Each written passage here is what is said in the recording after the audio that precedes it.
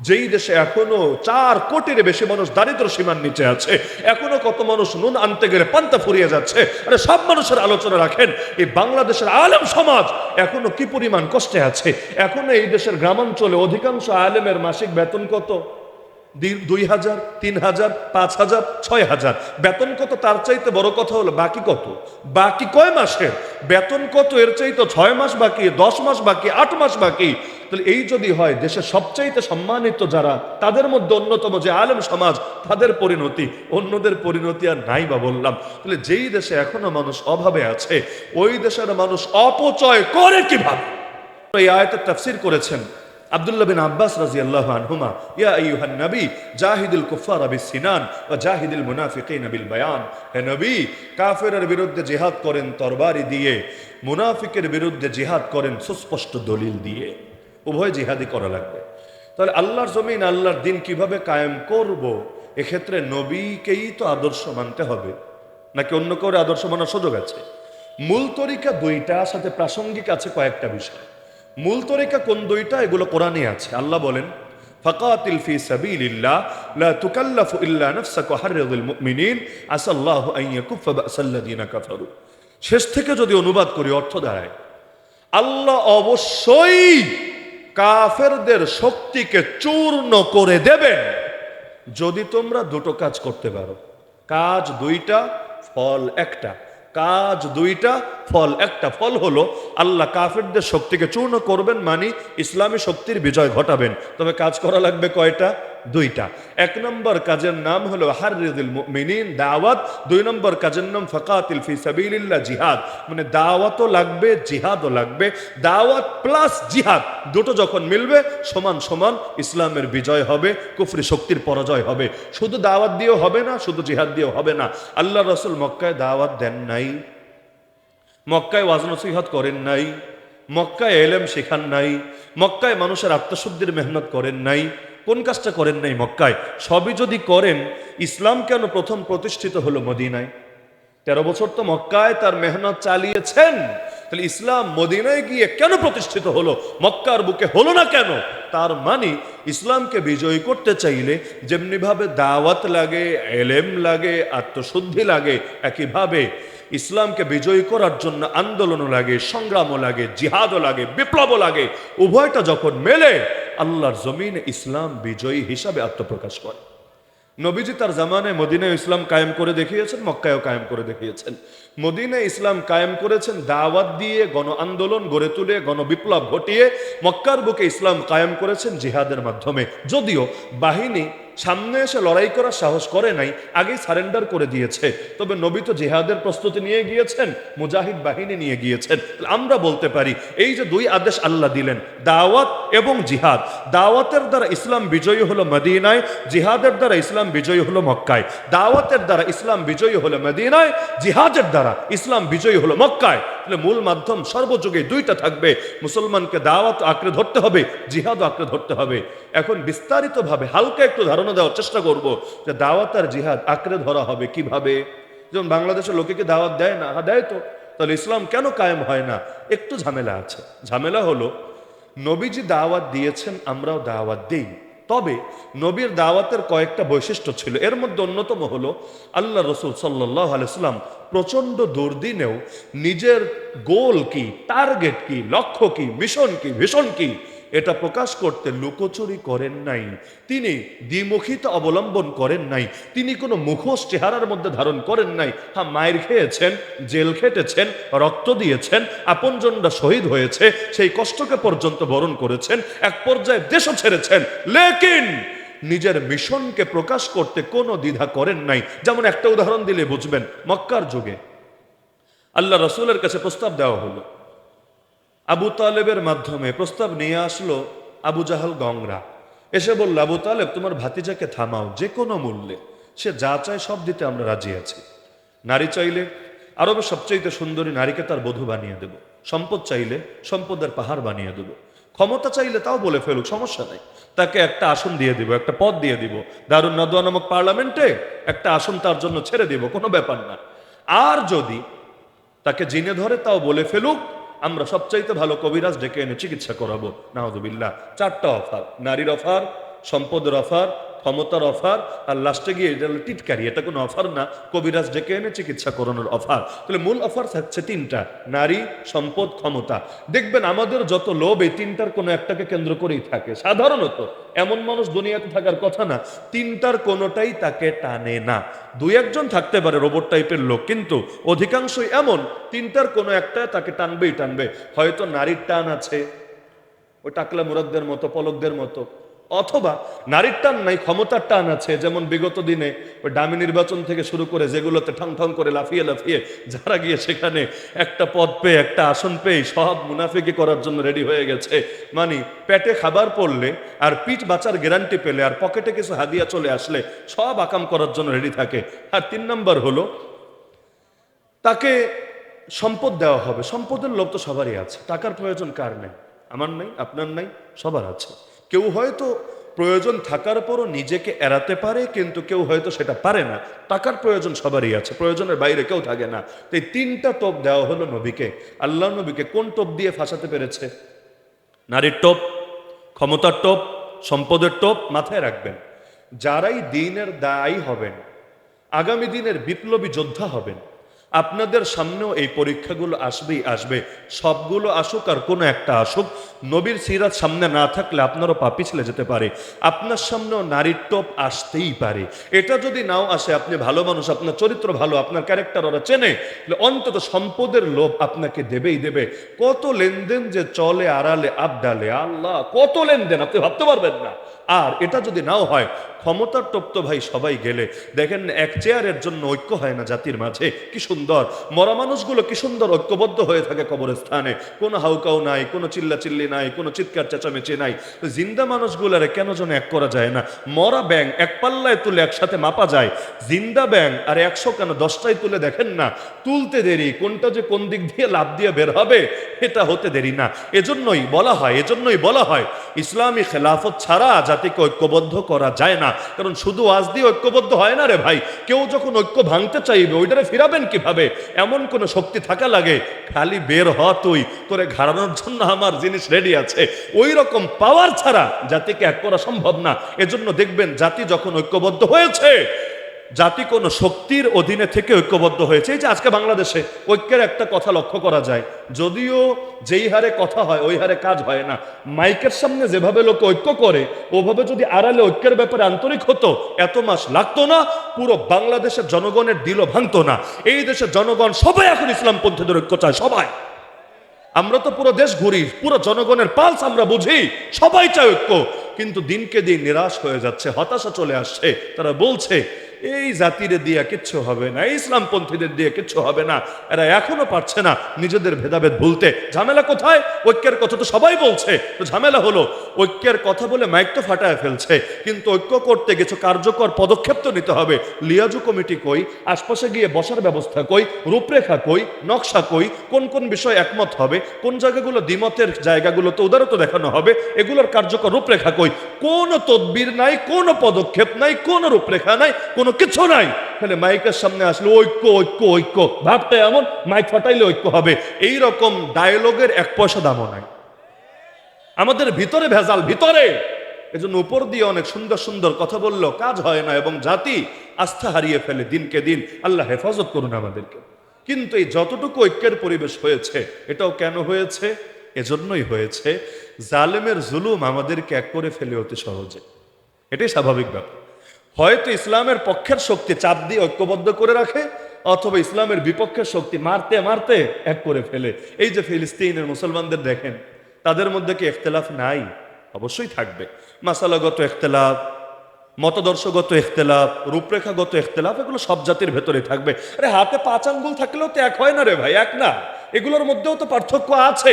ঘরে 4 ভাই থাকলে একমত হয় না, এর মধ্যেও তো পার্থক্য আছে। এমনকি যে বাংলাদেশে সাম্প্রদায়িক সম্প্রীতি বলে বলে যে একটা শব্দ খুব হাউকাউ করা হয়, অথচ দেখেন এই দেশে কারা নিজেদের মধ্যে সম্প্রীতি ধরে রাখতে পারে? আর অন্য ধর্মের লোক রাখেন, এক ধর্মের লোকে তো পারে না ঠিক থাকতে। ভাইয়ে ভাইয়ে খুনোখুনি হয় না, এক খণ্ড জমির জন্য একজন আরেকজনের মেরে ফেলে না? আরে সামান্য ব্যাপার নিয়ে রাস্তাঘাটের মধ্যে গাড়ি থামিয়ে মারপিট লেগে যায় না? তো এই দেশে তো নিজে এক জাতির লোকেরাই সম্প্রীতির বন্ধনে আবদ্ধ হতে পারে না, অন্য জাতি তো পরে। আমি তো মনে করি এই দেশে বিধর্মী যারা আছে তাদের হাজারবার কৃতজ্ঞতা জানানো উচিত এই দেশের জনগণকে। কেন জানেন? নিজেদের মধ্যে যে হারে মারামারি করে, যে হারে ঝগড়া করে, যে হারে কোপাকুপি করে, যে হারে লাইগাই থাকে, ওর তুলনায় হাজার ভাগের এক ভাগও ঝামেলা হয় না ওদের সাথে। তাও যা দুই একটা হয়, ধর্মের নামে কমই হয়, আর অন্য জিনিস বেশি হয়। মানে অন্য কোনো জায়গা জমি নিয়ে ঝামেলা হোক, অথবা কোনো ষড়যন্ত্র নিয়ে ঝামেলা হোক, রাজনৈতিক ব্যাপার নিয়ে ঝামেলা হোক, কিন্তু পরবর্তীতে এগুলো ধর্মের নামে চালায় দেয়। যেমন এই যে 6 মাস আগে সরকার পতনের পরে অনেকে আছে ওই দল করে, কিন্তু ধর্ম পরিচয় আলাদা, দল করে ওইটা। বিগত দিনে অনেক জুলুম করেছে, অনেক চুরি করেছে। পাবলিক যেহেতু মুসলমান, পাপিষ্ঠ নেতাদেরও মেরেছে, এরকম অনেক ওই ধর্মের লোকদেরও গিয়ে মাইট দিয়েছে। এজন্য না যে ওর ধর্ম আলাদা, বরং এজন্য ফ্যাসিস্টের দালাল, ও হলো ফ্যাসিবাদের চামচা। কিন্তু পত্রপত্রিকায় কেউ নিউজ করেছে বা ইন্ডিয়া টেলিভিশন তো গরম করে দিয়েছে, কি বলে? দেখ দেখ দেখ হিন্দু মারে, দেখ দেখ দেখ বিধর্মীদের মারে। অথচ হিন্দু হওয়ার কারণে তার টাচও করা হয় নাই। তাকে যদি কোনো কিছু করেও থাকে, মব যদি হয়েও থাকে, সেটা হয়েছে অন্য কারণে, তার জুলুম, তার ব্যক্তিগত আক্রোশ, তার বিগত দিনের ক্যারেক্টারের কারণে। কিন্তু দেখা যায় ইস্যুটা ঘুরিয়ে দেওয়া হয় সম্পূর্ণ পরিকল্পিতভাবে অন্যদিকে। এই দেশের মুসলমান নিজেরা যে হারে মারপিট করে, আরে পুরো বাংলাদেশ রাখেন, এক ব্রাহ্মণবাড়িয়াই ধরেন। আমি পচানোর জন্য বলছি না, ব্রাহ্মণবাড়িয়া মানুষরা সাহসী, গফরগাঁওয়ের মানুষ, ব্রাহ্মণবাড়িয়ার মানুষ, এরকম আরো কিছু জায়গার মানুষ আছে সাহসী। তবে সাহসটা জায়গা মতো ব্যবহার করতে পারলে ইসলামের বিজয় হয়ে যাবে ইনশাআল্লাহ। তবে জায়গা মতো ব্যবহার না হলে মাঝে মাঝে একটু অজায়গায় ব্যবহার হয়ে যায় আর কি। বিয়ে শাদী বয়সে না করলে মাঝে মাঝে একটু তিরিং বিরিং এদিক সেদিক হয়ে যায়। তো এটা স্বাভাবিক ব্যাপার। পানি আসছে, যদি এটারা স্বাভাবিকভাবে আসতে দেন, রাস্তা করে দেন, ও স্বাভাবিকভাবে যাবে। কিন্তু যদি বাধা দেন, ভাঙ্গা চুরে যেদিক দিয়ে পারে সেদিক দিয়ে ছুটবে। তো এই যে দেখা যাচ্ছে এক ব্রাহ্মণবাড়ি যে হারে মুসলমানে মারপিট চলে, এর হাজার ভাগের এক ভাগ মারপিট হয় কাফেরদের সাথে, হয় না তো? কিন্তু তারপরও কি হারে আমাদেরকে ট্যাগ দেয়, আমরা নাকি ওদের দাম দেই না, ওদের আমরা জানমাল হেফাজত করি না। অদ্ভুত ব্যাপার। নিজেদেরটা যা করি বেটা, তোদেরটা এর চাইতে বেশি করি। মসজিদ পাহারা দেয় না, মন্দির গিয়া ঠিকই পাহারা দেয় বিপদের সময়ে, যখন ঝামেলা হওয়ার আশঙ্কা থাকে। মসজিদ কেউ পাহারা দেয় না, দেন আপনারা? মসজিদ কেউ দেয় না, কিন্তু ওদের মন্দির গিয়ে ঠিকই পাহারা দিয়েছে। তাও ধন্যবাদ না দিয়ে কতজনে আবার আমাদেরকে উৎখাত করার চেষ্টা চালাচ্ছে। আল্লাহ হেদায়েত দান করুন, আল্লাহ সহি আকল দান করুন এই পাগলদেরকে। তো এখন জালেমের জুলুম আমাদেরকে ঐক্যবদ্ধ করে দেয়। এখন দেখেন না বাংলাদেশে কি হারে মারপিট চলছে। মূল দল বাদ দেন, ছাত্রদের বিভিন্ন দলগুলাই যে হারে মারপিট শুরু করেছে। পাবলিক কেউ কেউ তো বলে বসে, আগেই মনে হয় ভালো ছিলাম, কারণ আগে তো নিজেরা মারপিট করে নাই, ওদের মায়ের খেয়ে সবাই আলিফের মতো সোজা থেকেছে। এখন পিঠে মাইর নাই তো, এখন নিজেরাই নিজেদের ধরে মারতে শুরু করেছে। এই দেখেন না কি অবস্থা বাংলাদেশ। আমি নাম বলবো না, নাম বললে আবার বলবে আমারে আঘাত করেছে, ও আবার বলবে আমারে আঘাত করেছে। কিন্তু জাতির খাসলতের মধ্যেই কি জানি আছে, যখন দুর্বল থাকে খুব ঐক্য থাকে, যেই মাত্র একটু স্পেস পায়, চান্স পায়, কে যে কারে ল্যাং মেরে ফেলবে। আর হবেই না কেন? জাতীয় খেলা হাডুডু না? আমাদের জাতীয় খেলা কি? ক্রিকেটও না, ফুটবলও না, জাতীয় খেলা হাডুডু। আর এই খেলা ব্রিটিশরা শিখিয়ে গেছে তাও না, পাকিস্তানিরা চাপিয়ে দিয়েছে ওই ভাষা চাপানোর মতো, এটাকেও চাপাতে চেয়েছে। বিষয়টা এমন না, এগুলো আমাদের রক্তেই আছে। জাতীয় খেলা জাতীয় স্বভাবের আলামতি বটে, জাতীয় খাসলতের মধ্যে আছে। দোস্ত, তোরে যদি আমার কোর্টের মধ্যে কোনোভাবে পায়ে গেছি, আমরা 10 জন মিলে হলেও তোরে ল্যাংমাইরা ফালাবো, ধপাস করে এক আছাড় দিব, এতে নিজে ব্যথা পেলেও পাবো, কিন্তু তোরে একবার বাগে পেলে আর যেতে দিব না, যেতে দেব না, তোরে খেয়ে ছাড়বো। এই হলো অবস্থা। তো একদিকে হাডুডু হলো জাতীয় খেলা, আর একদিকে আমাদের খাবারের মধ্যেও এটার প্রকাশ আছে। মাছে ভাতে বাঙালি, ব্রয়লারে ভাতে বাঙালি তো বলে না, গরুতে ভাতে বাঙালি তো বলে না, মাছে ভাতে বাঙালি। আর মাছ তো মাশাআল্লাহ বড়টা চান্স পাইলে ছোটটা খেয়ে ফেলে। যে হারে খাওয়া খাওয়াই চলতে থাকে ওদের ভিড়ে, মাছ খেয়ে খেয়ে আমাদের ভেতরেও স্বভাব একটু চলে এসেছে। কি এসেছে? একটু শক্তি পাইলেই আরেকটারে ধোয়া খায়া ফেলার চেষ্টা করে। যত ঐক্য সব হলো যখন পায়ের তলায় মাটি না থাকে তখন। আর পায়ের তলায় মাটি পেলে মানে মাঝে মাঝে মনে হয় ফ্যাসিস্ট লুকিয়ে আছে অধিকাংশ বাঙালির বুকের ভেতরে। এক ফ্যাসিস্ট লোকান্তরে, লক্ষ ফ্যাসিস্ট ঘরে ঘরে। আর যখন দিনকাল খারাপ থাকে সবাই যায় ঐক্যবদ্ধ হয়ে। দিনকাল একটু যদি ভালো হয়, প্রতিটা ফ্যাসিস্ট আপন শক্তিতে জ্বলে ওঠে। কষ্ট পাচ্ছেন নাকি আপনারা? তা আল্লাহ রাসূল সাল্লাল্লাহু আলাইহি ওয়াসাল্লামের দাওয়াতের বৈশিষ্ট্য ছিল সেই প্রচন্ড দুর্বলতার হালতেও তিনি মিশনকে গোপন করতেন না। তিনি বললেন, আরে কিসের লোভ দেখাও? কিসের নারী, কিসের ক্ষমতা, কিসের সম্পদ?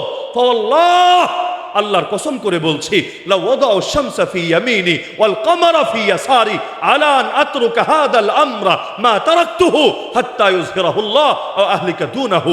আল্লাহর কসম করে বলছি, আমি মুহাম্মাদের হাতে আকাশের সূর্যটা যদি এনে দাও আমার ডান হাতে, আর বাম হাতে যদি আকাশের চারটাও এনে রাখো, তবুও আমি থামবো না, তবুও দমবো না, তবুও এই পথ ছাড়বো না, যতদিন না আল্লাহ তার জমিনে ইসলামকে করবেন জিন্দা, অথবা আমি মুহাম্মদ হব মুর্দা। হয়তো শরিয়াত জিন্দা হবে, না হলে শাহাদাত নসিবে জুটবে।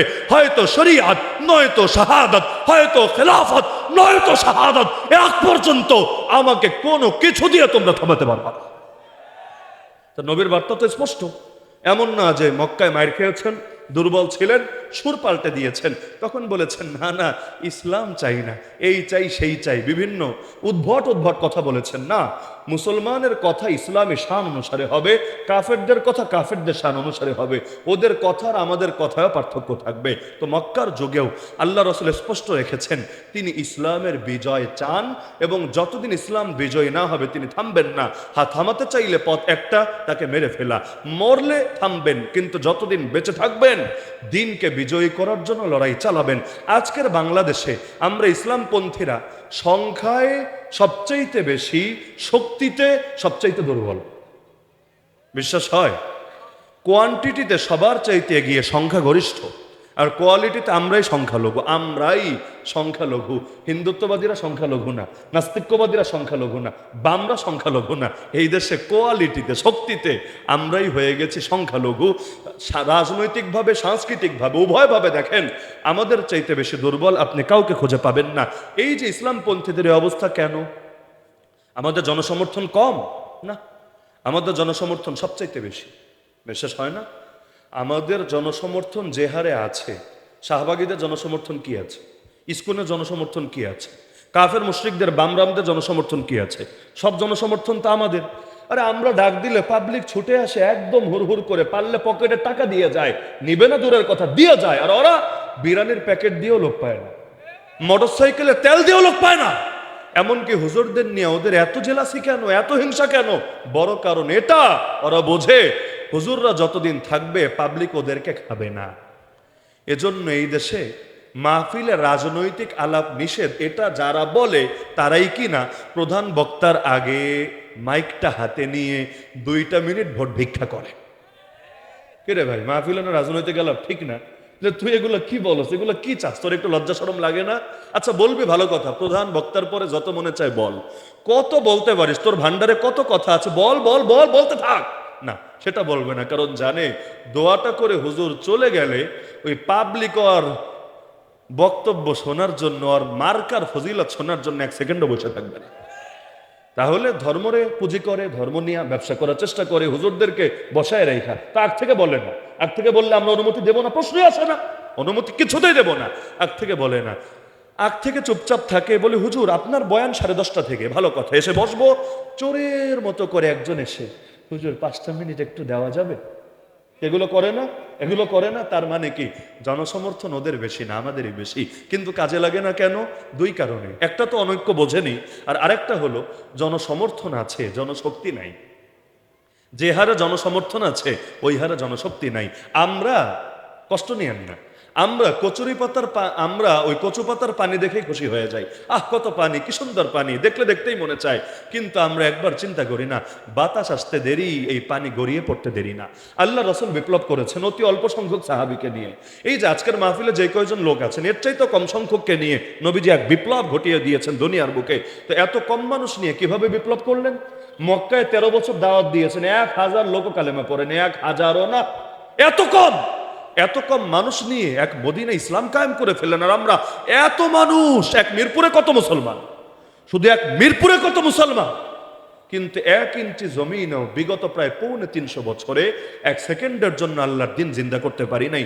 1757 থেকে আজ 2025-এর 21শে ফেব্রুয়ারি, এই দীর্ঘ সময় প্রায় 350 বছর হতে চলছে, 1 সেকেন্ডের জন্য ইসলাম বিজয় করতে পারি নাই। কেন?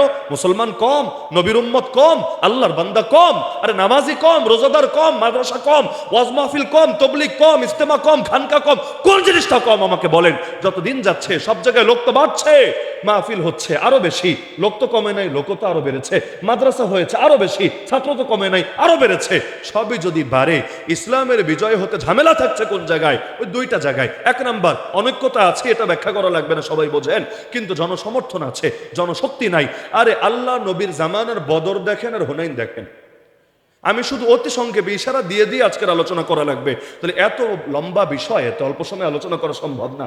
বদর দেখেন, হুনাইন দেখেন। বদরে মুসলমান ছিল কত? 313। এর মধ্যে লড়াইয়ে নেমেছে কয়জন? 305। বাকি 8 জন অন্যান্য দায়িত্বে ছিলেন, যাদের মধ্যে ওসমান রাদিয়াল্লাহু আনহু ছিলেন। নবী তাকে মদিনায় পাঠিয়ে দিয়েছিলেন, নবী কন্যা ওসমানের স্ত্রী অসুস্থ ছিল, তার সেবা করার জন্য। তাহলে ময়দানে 305, কাফের 1000, ফলাফল ইসলাম বিজয়ী। হুনাইনের ময়দানে মুসলমান কত বেশি, কত বেশি, কাফেরদের চাইতেও 3 গুণ বেশি। ফলাফল এমন ভাবে তীরের বৃষ্টি আসলো, পালানোর জায়গা খুঁজে পাচ্ছিল না। إذ أعجبتكم كثرتكم فلم تغن عنكم شيئا وضاقت عليكم الأرض بما رحبت। জমিনটা সংকীর্ণ হয়ে গেল, একদম সংকীর্ণ। আল্লাহর রাসূল আর দুই একজন সাহাবী ছাড়া পুরো ময়দান খালি হয়ে গেল। নবী ছিলেন ময়দানে, আনা নবিয়্যু লা কাযিব আনা ইবনু আব্দুল মুত্তালিব, ঠান্ডা মাথায় কবিতা বলছিলেন, কিন্তু অধিকাংশ মানুষ পালিয়ে গেল। কেন? বদরে এত কম সংখ্যা নিয়ে পালায় নাই, হুনাইনে এত বেশি সংখ্যা নিয়ে প্রাথমিকভাবে পালিয়ে গেল। অবশেষে আল্লাহ তাআলা দিলটারে মজবুত করলেন, আবার তারা ফিরে আসলো। কারণ কি ছিল? কয়েকটা কারণ ব্যাখ্যা করা যায়। এর মধ্যে অন্যতম কারণ, যেটা আমাদের আলোচনার সাথে প্রাসঙ্গিক, বদরে লোক কম ছিল, কিন্তু প্রত্যেকে দক্ষ জনশক্তি ছিল। লোক কম, কিন্তু প্রত্যেকে এক একটা বারুদ, এক একটা বিপ্লব, একাই 100। কারণ দীর্ঘ বছর পর্যন্ত তারা নবীর থেকে শুধু শিক্ষাও না, শিক্ষা তো পেয়েছেন, দীক্ষাও পেয়েছেন, প্রশিক্ষণ পেয়েছেন, তারবিয়াত পেয়েছেন, তাজকিয়া হাসিল করেছেন। প্রত্যেকের ঈমান এমন ঈমান, জমিনে বসে দোয়া করে আসমান থেকে রবের নুসরাত জমিনে নেমে আসে। তাহলে এই যে শক্তি নিয়ে নেমেছেন, দক্ষ জনশক্তি, লোক কম ছিল, কিন্তু আলহামদুলিল্লাহ ওদের কদমরে শুধু নাড়িয়ে দেয় নাই, ওদের মেরুদণ্ডকে ভেঙে দিয়েছিল। কুফরের মেরুদণ্ডই ভেঙে গেছে, যার কারণে এই দিবসকে আল্লাহ নাম দিয়েছেন। এই 17 রমজান বদর দিবস না, এই দিনটারে আল্লাহ বলেছেন ইয়াউমুল ফুরকান। 10 নম্বর পরে পাবেন সূরা আনফালের ভেতর, ইয়াউমুল ফুরকান, পার্থক্যকারী দিবস, হক আর বাতিলের মধ্যে পার্থক্যকারী। অপরদিকে হুনাইনে লোক বেশি, কিন্তু অধিকাংশ এখানে আমাদের মতো আর কি, ভক্ত সমর্থক টাইপ। মানে কি? এখানে ধরেন লোক অনেক বেশি, বড় একটা অংশ তারা মুসলমান হয়েছে কয়দিন আগে, কেউ 2 মাস আগে, কেউ 6 মাস আগে, কেউ 1 সপ্তাহ আগে, কেউ 2 দিন আগে, একদম নও মুসলিম। মক্কা বিজয়ের পরে আর ঈমান এনেছে। মক্কা বিজয়ের কিছু পরেই তো হুনাইনের যুদ্ধ হলো, নও মুসলিম, নতুন মুসলমান, এখন ওইভাবে তারবিয়াত পায়নি। আর আগে লোক ছিল কম, প্রত্যেকেই অনেক লম্বা সোহবত পেয়েছে। এখন লোকও বেড়েছে, প্রত্যেকেরও ব্যস্ততা আছে, নবীরও কাজ অনেক বেড়েছে, প্রত্যেকে ওইভাবে আগের সাহাবীদের মতো এত তারবিয়াত পায় নাই, ভেতরটা এত সুন্দর করে গড়ে ওঠে নাই। এমনকি মজার বিষয়, অনেক কাফেরও ছিল হুনাইনের ময়দানে, মুসলমানদের সাথে যুদ্ধ করতে এসেছে। বলবেন এটা কেমন কথা? কাফের আসে মুসলমানের সাথে জিহাদ করতে? হ্যাঁ এসেছে। কেন? গনিমতের লোভে। যখন আপনারা 5ই আগস্ট গণভবনে গেলেন, বিপ্লবীরাও গিয়েছে, চোর মামারাও গিয়েছে, তাই না? কেউ গিয়েছে বিপ্লবের পূর্ণতা ঘটাতে, আক্রোশ ঝাড়তে, কেউ গিয়েছে যা কপালে জোটে আর কি, পাঙ্গা সিপাই অথবা একটা এসি পাই, একটা ফ্রিজি পাই। রব আরেকজন, যাদের হজের রব একজন, কিন্তু বিচার আচারের কোর্ট কাচারের রব আরেকজন, যাদের কোরবানির রব একজন, কিন্তু তাদের পার্লামেন্টের রব আরেকজন, যাদের ব্যক্তিগত আমলের রব একজন, কিন্তু সংবিধানের রব আবার আরেকজন। নামাজ পড়তে পারবে আল্লাহ নীতি মেনে, কোনো আপত্তি হবে না, কিন্তু বিচারকের সামনে গিয়ে যদি বলে, হে মহামান্য বিচারক, হে জাজ, হে জাস্টিস, হে ম্যাজিস্ট্রেট, আমাকে আল্লাহর কালাম দিয়ে বিচার করে দেন না, তখন তাকে বলা হবে, তোর এত বড় সাহস, তো আমাদের আইন মানিস না, আমাদের বিচার নিয়ে তোর দিলে সন্তুষ্টি কাজ করে না, তো আমাদের আইনকে বাতিল করে আল্লাহর আইনে বিচার চাস, এবং তুই বলছিস তোরে কোরআন দিয়ে বিচার করতে হবে। পক্ষে গেলেও মানিস, বিপক্ষে গেলেও মানিস, কারণ দুনিয়ার সবাই তোরে ঠকাতে পারে, আল্লাহ ঠকাবে না। দুনিয়ার সব আইনে ভুল থাকতে পারে, আল্লাহর আইনে ভুল থাকতে পারে না। এত বড় সাহস তোর, তুই আদালত অবমাননা করেছিস, এবং হতে পারে তুই কোনো জঙ্গি বাহিনীর সদস্য হয়েছিস, যা বাকি জীবন কাশিমপুরে ডাইল ভাত খায়। অপরাধ কি? আল্লাহর কোরআনের বিচার চেয়েছে, এটাই অপরাধ। ওরা যা মনে চায় হারাম করবে হালাল করবে, এটা নিয়ে কিছু বললেও আপনারে মারতে তেরে চলে আসবে। যেমন ধরেন বেশ্যাখানা খুলে রাখবে, আল্লাহ করেছেন হারাম, ওরা করে দিয়েছে হালাল। আপনি যদি বলেন বেশ্যাখানা বন্ধ করতে হবে, এর দুয়ারে তালা লাগাতে হবে, প্রয়োজনে গণভবনের মতো গণভবনে যা করেছে পাবলিক, যে এরও এই বেশ্যাখানারও ইট দেয়াল থেকে শুরু করে সব ধসিয়ে দিতে হবে, খুলে আনতে হবে, তখন বলবে আস্ত জঙ্গি একটা পাওয়া গিয়েছে। কেন? কারণ সরকারের হালালকে সে হারাম করতে এসেছে, অথচ আল্লাহ কিন্তু হারামি করে দিয়েছিলেন সরকার হালাল করার আগে। তাহলে জীবনের সব ক্ষেত্রে আল্লাহরে মানে কোথায়? এই যে 21শে ফেব্রুয়ারি ভাষা শহীদদের স্মরণে, এখন তো দিন, গতকাল রাতেই তো 12টার সময় না ঘুমিয়ে কষ্ট করে গিয়ে উপস্থিত হয়েছে এবং শহীদ মিনারে ফুল দিয়েছে, তাই না? শহীদ মিনারে ফুল দিয়েছে, তাও খালি পায়ে গিয়ে। জুতা পায়ে দিলে আবার পাপ হবে, কবরের মধ্যে মাইর হবে, মাইর। এজন্য জুতা মোবারক খুলে খালি পায়ে গিয়ে ফুল মোবারক দিয়ে চলে এসেছে। সারাদিন যত ফুল দেওয়া হবে, সন্ধ্যাবেলা এগুলো ঝাড়ু দিয়ে নিয়ে আবার ডাস্টবিনে ফেলে দিবে। কবরে পার্সেল করবে না, কবর ফুটা করে ফুলগুলো কবরে ঢুকায় দিবে না। সারাদিন বসে যত লাখ টাকার না কোটি কোটি টাকার ফুল দেওয়া হবে, ফুলগুলোর পরিণতি হবে ঝাড়ুর বাড়ি খেয়ে ডাস্টবিনে গিয়ে পড়তে হবে। আরে কি লাভ হলো এই ফুলগুলো দিয়ে? অনেকের চেতনে এখন আঘাত লাগবে, কিন্তু একটাবার নিজের বিবেককে জিজ্ঞাসা করেন, যেই দেশে এখনো 4 কোটির বেশি মানুষ দারিদ্র সীমার নিচে বসবাস করে, যদি এমন হতো এই দেশে টাকা রাখার জায়গা নাই, সবাই খুব সুখে আছে, অনেক বেশি সম্পদ নিয়ে বসে আছে, যা মনে চায় করো, টাকা রাখার যেহেতু জায়গা নাই, যেখানে মনে চায় ঢালো, তাও নয়তো একটা ব্যাপার স্যাপার ছিল। কিন্তু যেই দেশে এখনো 4 কোটির বেশি মানুষ দারিদ্র সীমার নিচে আছে, এখনো কত মানুষ নুন আনতে গেলে পান্তা ফুরিয়ে যাচ্ছে, আরে সব মানুষের আলোচনা রাখেন, এই বাংলাদেশের আলেম সমাজ এখনো কি পরিমাণ কষ্টে আছে। এখনো এই দেশের গ্রামাঞ্চলে অধিকাংশ আলেমের মাসিক বেতন কত? 2,000, 3,000, 5,000, 6,000 বেতন কত? তার চাইতে বড় কথা হলো বাকি কত, বাকি কয় মাসের বেতন কত, এর চাইতে 6 মাস বাকি, 10 মাস বাকি, 8 মাস বাকি। তাহলে এই যদি হয়, দেশের সবচাইতে সম্মানিত যারা, তাদের মধ্যে অন্যতম যে আলেম সমাজ, তাদের পরিণতি, অন্যদের পরিণতি আর নাই বা বললাম। তাহলে যেই দেশে এখনো মানুষ অভাবে আছে, ওই দেশের মানুষ অপচয় করে কিভাবে?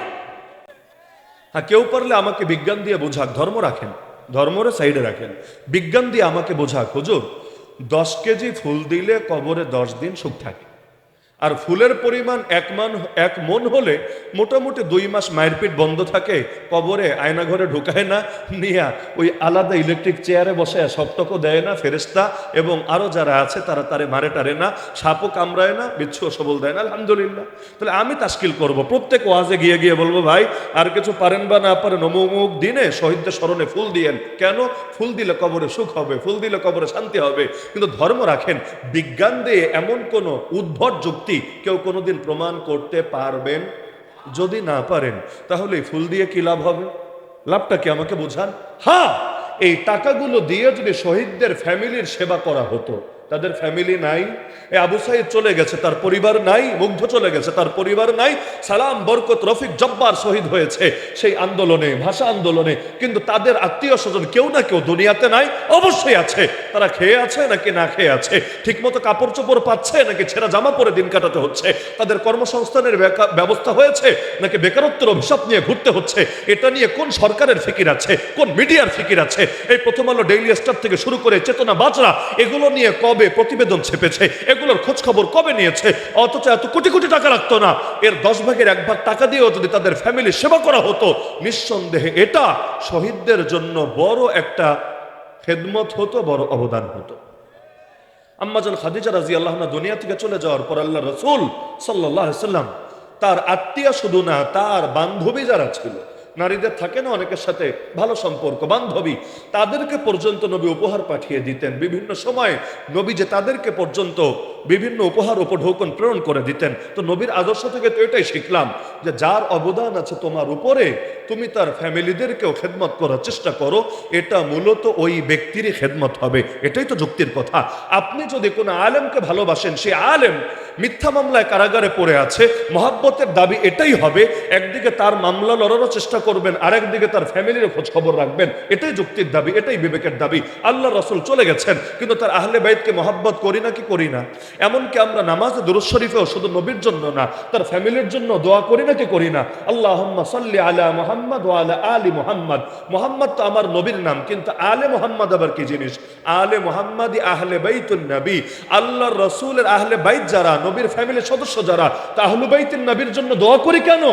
এজন্যই দোয়া করি কারণ নবী যেমন ভাবে তাকে সম্মান দেখাতে হয়, তার ফ্যামিলিকে সম্মান দেখালে এটাও মূলত তার প্রতি সম্মান হয়। কুল লা আসআলুকুম আলাইহি আজরা ইল্লাল মাওয়াদ্দাতা ফিল কুরবা, এর একটা তাফসীর এটাও বটে। তাহলে শহীদদের যদি খেদমত করত অবশ্যই যৌক্তিক ব্যাপার হতো এবং আমাদের সকলের সমর্থন থাকতো এবং প্রত্যেকে 2 টাকা দিয়ে হলেও এই খেদমতে শরীক থাকতো। কি থাকতেন না আপনারা? কি থাকতেন না? অবশ্যই থাকতেন। কিন্তু এগুলো না করে শহীদদের নামে মূর্তি বানালে শহীদদের কি ফায়দা হবে? আল্লাহ তাআলা বরকত দান করুন, রহমত বর্ষণ করুন শহীদ আবু সাঈদের ফ্যামিলির উপরে। শহীদ হওয়ার পরেই তার ফ্যামিলি সরকারকে জানিয়ে দিয়েছে, অনেকেই হয়তো জানেন, যে আমাদের আবু সাঈদের নামে কোনো ভাস্কর্য, কোনো মূর্তি নির্মাণ করা যাবে না, আমরা কিছুতেই সমর্থন করি না। আসলেই তাদেরকে হাজারবার ধন্যবাদ দেওয়া দরকার, তাদেরকে হাজারবার শুকরিয়া জানানো দরকার। এরকম ঈমান তো প্রত্যেকের ভেতরে থাকা দরকার, যে যে চলে গেছে তার জন্য পারলে দোয়া করো আল্লাহর কাছে, কিন্তু তার নামে মূর্তি বানাবা, ভাস্কর্য বানাবা, এটা তার কি উপকার হবে? উল্টো এর দ্বারা এই তার নামে যে গুনাহগুলো ছড়ায় দিচ্ছ, এটা তার জন্য মানহানি বটে, লজ্জাজনক বটে। তো এই ফুলগুলো না ছড়িয়ে যদি এই টাকাগুলো দিয়ে দরিদ্র মানুষের খেদমত করা হতো, এতিমদের সেবা করা হতো, যদি গরিব মানুষদের একবেলা খাবারের আয়োজন করা হতো, অবশ্যই ভালো হতো না মন্দ হতো? আপনি আপনার যুক্তিকে জিজ্ঞাসা করেন। আমি আগেই বলেছি, ধর্ম রাখেন এক পাশে, আপনি বিবেক দিয়ে, আপনার বিজ্ঞান দিয়ে, আপনার যুক্তি দিয়ে, আপনার ফিলোসফি দিয়ে চিন্তা করেন না, একদিনে ফুলগুলো না দিয়ে ফুলের টাকা দিয়ে গরিব দুঃখীর খেদমত করলে অথবা তাদের আত্মীয় স্বজনের সেবা করলে লাভ হতো না লস হতো? লাভ হতো না লস হতো? এমনকি এই যে কোরআনের মাহফিলের আয়োজন করা হয়েছে তাদের স্মরণে, অবশ্যই লাভ হবে। কেন? এই মাহফিলে তাদের জন্য দোয়া হবে, এই মাহফিলে তাদের স্মরণে আলোচনা হবে, নিঃসন্দেহে এটা তাদেরকে বড় উপকার করবে। তো যেখানে লাভ এটা করার খবর নাই, যেখানে লস ওইটা করতে কোনো দ্বিধা নাই, তার মানে সব কিছুর মূল হলো ধান্দাবাজি ছাড়া কিছু না। অতএব চেতনা হয়ে গেছে তো এগুলো বলাও পাপ, বলাও পাপ। এই যে এই কথাগুলো যখন শুনবে দেখবেন বেচারাদের টেম্পারেচার হট হয়ে গেছে। অথচ অযৌক্তিক কাজ করার কি দরকার আছে? সংস্কার আর কুসংস্কার, এত সংস্কার সংস্কার সংস্কার বলে কুসংস্কারকে আঁকড়ে ধরার কি প্রয়োজন আছে? কেউ মারা গেলে দেখবেন সংসদে 1 মিনিট দাঁড়ায় থাকে, তার স্মরণে থাকে না? আচ্ছা 1 মিনিট না 10 মিনিট দাঁড়ায় থাকলে কবরে কয়দিন সুখ হয় আমারে বলেন? যদি বলতে পারেন যুক্তি দিয়ে, তর্ক দিয়ে, আমি দাঁড়ায় থাকবো প্রয়োজনে আমার সব শ্রোতাদেরকে নিয়ে, যত শ্রোতা আছে না, বলবো শহীদদের স্মরণে, মৃতদের স্মরণে 1 মিনিট না ভাই 1 ঘন্টা খাড়ায় থাকেন, প্রয়োজনে মাথা নিচে দিয়ে পা উপরে দিয়ে খাড়ায় থাকেন, যেভাবে পারেন। কারণ আপনি খাড়ায় থাকার দ্বারা, আপনি নীরব থাকার দ্বারা যদি তার কবরে ফায়দা হয়, কেন থাকবেন না? আপনি শহীদদের জন্য এতটুকু করবেন না? এটা তো আসলে হওয়া উচিত না। কিন্তু যদি এতে ফায়দা না থাকে, কেন করা হবে? অনর্থক কাজ করা কোনো সচেতন মানুষের শান হতেই পারে না। তো বলছিলাম যে আল্লাহ রসুল সাল্লাল্লাহু আলাইহি ওয়াসাল্লাম শুধু ইসলাম প্রচার করতে এসেছেন নাকি প্রতিষ্ঠাও করতে এসেছেন? তিনি শুধু হক মাবুদের উপরই লোকে ঈমান আনবে এতটুকুই দাওয়াত দেন নাই। হক মাবুদকে ধরবে, বাতিল মাবুদকে ছাড়বে। হক মাবুদকে ধরবে, বাতিল মাবুদকে ছাড়বে। আগে ছাড়বে পরে ধরবে। লা ইলাহা, সব বাতিলরে ছেড়ে দিলাম, ইল্লাল্লাহ, একমাত্র আল্লাহর সঙ্গে সম্পর্ক জুড়ে দিলাম। এই কালেমার অর্থ এটাই, আমার নামাজের রব যিনি, আমার রাজনীতির রব তিনি, আমার যাকাতের রব যিনি, আমার অর্থনীতির রব তিনি, আমার হজের রব যিনি, আমার পার্লামেন্টের রব তিনি, আমার যাকাতের রব যিনি, আমার কোর্ট কাচারের রব তিনি, আমার কোরবানির রব যিনি, আমার সংবিধানের রব তিনি। জীবনের সব ক্ষেত্রে রব আমার একজনই। আরে মসজিদেও আল্লাহ, মাদ্রাসায়ও আল্লাহ, মাহফিলেও আল্লাহ, খানকায়ও আল্লাহ, তাবলীগেও আল্লাহ, মার্কাজেও আল্লাহ, রাষ্ট্রেও আল্লাহ, রাজনীতিতেও আল্লাহ, অর্থনীতিতেও আল্লাহ, বিচার আচারেও আল্লাহ, আইন কানুনেও আল্লাহ, শিক্ষা দীক্ষায় আল্লাহ, সভ্যতায় আল্লাহ, সংস্কৃতিতেও আল্লাহ, বিনোদনেও আল্লাহ। জীবনের সব ক্ষেত্রে শুধু আল্লাহ আল্লাহ আল্লাহ। রুহের জগতে আল্লাহ প্রশ্ন করেছেন, আমি কি তোদের রব না? আমরা বলেছি অবশ্যই আল্লাহ, আপনি আমাদের রব। মরার পরে প্রথম প্রশ্নই করা হবে, মান রব্বুকা, কে তোর রব? আমরা বলবো ইনশাআল্লাহ, ইনশাআল্লাহ বলবো রব্বি আল্লাহ, আল্লাহ আমাদের রব। জন্মের পরে আজান শোনানো হয়েছে, ইকামত শোনানো হয়েছে, ডান কানে এবং বাম কানে বুঝিয়ে দেওয়া হয়েছে আল্লাহই রব, আল্লাহই বড়, আল্লাহ ছাড়া কোনো মাবুদ নাই, দ্বিতীয় কোনো মাবুদ হতেই পারে না। এই যে ঘোষণা দিয়ে দেওয়া হয়েছে ডান কানে আর বাম কানে, আজান ইকামত হয়ে গেছে, নামাজটা খালি বাকি আছে। এজন্য জানাজার নামাজে আজান লাগে না, ইকামত লাগে না, কারণ আজান ইকামত তো হয়ে গেছে। মাঝখানে অল্প সময় নিয়ে বান্দা দুনিয়াতে এসেছে, তো যেহেতু শুরুতেও আল্লাহ শেষেও আল্লাহ, মাঝখানেও সে আল্লাহর সাথেই সম্পর্ক জোরে রাখতে হবেই হবে। হ্যাঁ, নবীজি ইসলাম প্রতিষ্ঠা করতে এসেছেন ভালো কথা, কিন্তু করেছেনটা কিভাবে? নবী যেভাবে করেছেন আমাদেরও তো সেভাবেই করতে হবে। কারণ কালেমার মধ্যে তো আমরা দুই অংশে এটাই মেনেছি, লা ইলাহা ইল্লাল্লাহ, হুকুম মানব আল্লাহর, মুহাম্মদুর রাসূলুল্লাহ, তরিকা অনুসরণ করব আল্লাহর রাসূল মুহাম্মদ সাল্লাল্লাহু আলাইহি ওয়াসাল্লামের। যেহেতু হুকুম আল্লাহর, তরিকা নবীজির। আল্লাহ বললেন নামাজ কায়েম করো, আকিমুস সালাহ, কায়েম করবে কিভাবে? যথাযথভাবে নামাজ আদায় করবে কিভাবে? আল্লাহ বিস্তারিত বলে দেন নাই। পুরো কোরআন ঘেটেও জাস্ট 2টা রাকাত নামাজ তাকবীরা তাহরিমা থেকে সালাম পর্যন্ত কিভাবে পড়তে হয় আপনি ডিটেইল বের করতে পারবেন না। কিছু অংশ পাবেন, কিছু অংশ পাবেন না। তো 2 রাকাত নামাজ পড়তেও নবীর অনুসরণ লাগে, নবীর সুন্নাহ লাগে। নবী নিজে নামাজ পড়ে দেখিয়ে দিলেন, সাল্লু কামা রাআইতুমুনি উসাল্লি, উম্মত সালাত আদায় করো যেভাবে আমাকে সালাত আদায় করতে দেখেছো। আল্লাহ বললেন হজ করা লাগবে, ওয়ালিল্লাহি আলান নাস হিজ্জুল বাইতি মান ইসতাতা ইলাইহি সাবিলা, সামর্থ্যবানদের জন্য বাইতুল্লাহর হজ ফরজ করা হয়েছে। কিন্তু হজ করবে কিভাবে? আরাফায় কবে যাবে, মিনায় কবে যাবে, মুজদালিফায় কবে যাবে, আরে তাওয়াফ কিভাবে করবে, সাই কিভাবে করবে, শয়তানরে পাথর কিভাবে মারবে, কত কিছুর তো দরকার আছে। আল্লাহ রাসূল শিখিয়ে দিলেন, খুযু আন্নী মানাসিকাকুম, খুযু আন্নী মানাসিকাকুম, হে উম্মত আমার থেকে শিক্ষা গ্রহণ করো কিভাবে তোমাদের হজ আদায় করতে হবে। তাহলে হুকুম দেন আল্লাহ, তরিকা শেখান কে? মুহাম্মদুর রাসূলুল্লাহ সাল্লাল্লাহু আলাইহি ওয়াসাল্লাম। আল্লাহ বললেন জিহাদ করা লাগবে, ওয়াকাতিলুহুম হাত্তা লা তাকুনা ফিতনা ওয়া ইয়াকুনা দ্বীনু কুল্লুহু লিল্লাহ। যতদিন ফিতনা নির্মূল না হবে এবং আল্লাহর জমিন, আল্লাহর দ্বীন বিজয়ী না হবে, ততদিন পর্যন্ত বাতিল অপশক্তির বিরুদ্ধে লড়াই চলবেই চলবে। কিন্তু জিহাদ হবে কিভাবে? নবী শিখিয়ে দিলেন, উম্মত আমার বদর দেখো, উহুদ দেখো, খন্দক দেখো, তাবুক দেখো, হুনাইন দেখো, 47টা গাজওয়া দেখো, আর 27টা গাজওয়া দেখো, 47টা সারিয়া দেখো। আমার জীবনী দেখে দেখে তোমরা শেখো কিভাবে তোমাদেরকে জিহাদের আয়াতের উপর আমল করতে হবে। হ্যাঁ, আল্লাহ বলে দিলেন শুধু কাফেরের বিরুদ্ধে জিহাদ না, মুনাফিকের বিরুদ্ধেও জিহাদ করা লাগবে। ইয়া আইয়ুহান নবী জাহিদুল কুফারা ওয়াল মুনাফিকিন। তো মুনাফিকদের বিরুদ্ধে জিহাদ হবে কিভাবে? কাদিয়ানের বিরুদ্ধে জিহাদ, ওই লালনবাদীদের বিরুদ্ধে জিহাদ, ওই সেকুলারদের বিরুদ্ধে জিহাদ, ওই নাস্তিক্যবাদীদের বিরুদ্ধে জিহাদ। তাহলে এই যে দুনিয়ার যত অপশক্তি আছে যেগুলো কাফের, কাফেরের বিরুদ্ধে জিহাদ তো ক্লিয়ার, মুনাফিকের বিরুদ্ধে জিহাদ হবে কিভাবে?